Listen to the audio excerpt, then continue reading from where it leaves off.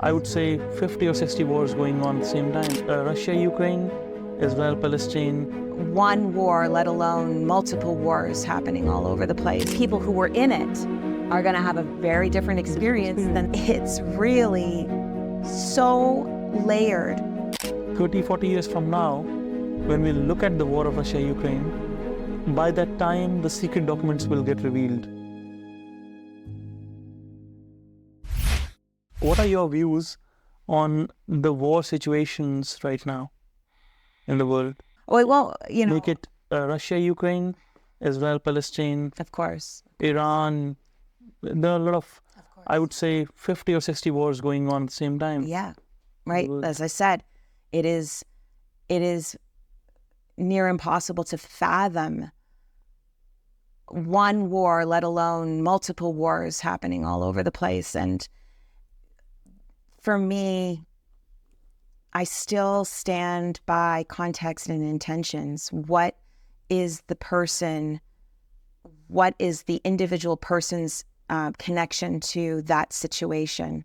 Because you do have people who are Russian who aren't supporting the Russian war, right? They're not, right? So it's really so layered that I find it difficult to make a solid stand on one side or the other of anywhere in the world. And I know that there will be people that say, well, if you don't make a choice, then you're saying something. Okay, I'm saying something that in neutrality, when I look at each human being and the situation that they are in, I cannot, from an outside perspective, just make an assumption one way or another. Does that make sense? I wrote a book on my own experience of Russia-Ukraine war. It's titled The Life of Tolka. Okay, I would love to get a 6 years of mine in Ukraine and how I escaped. Now I left Ukraine. I'd not say escape, but how I left Ukraine, that country. It's a whole story. Experience is going to frame your bias. It's going to frame your opinions about. I think everyone has to take their sides, and the sides can be either right or left or neutral. But being neutral is not being on either of sides.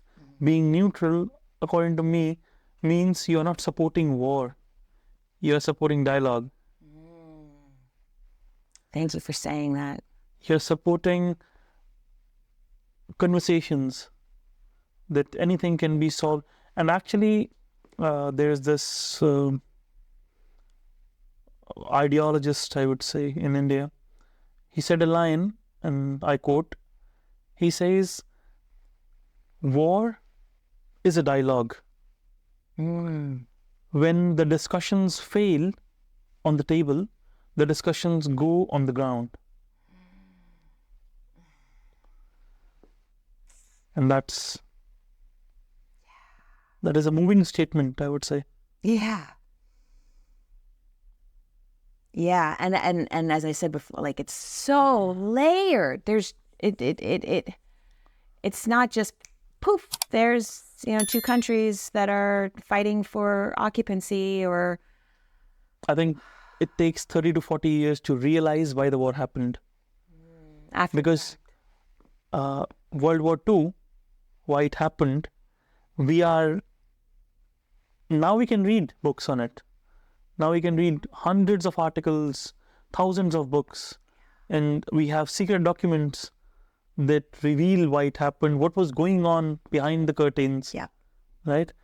But it happened 30, 40 years from that time. Yeah. And the people who were in it are going to have a very different experience than the people who are writing about it.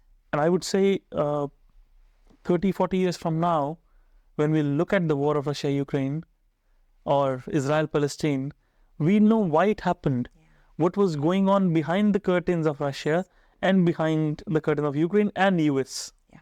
What was exactly happening at the moment. Yeah, the truth will come Because by that time, the secret documents will get revealed. Yeah. Yeah, and until then, the generation goes away. And that's why they are not revealed until 30, 40 years. So that the people who can fight for that statement are already gone. Now you can reveal it. that's true. And history changes how the stories are told and who's telling those stories and what information they're omitting and what information is coming to fruition. But history remembers. Remembers the feeling. History remembers everything, I would say.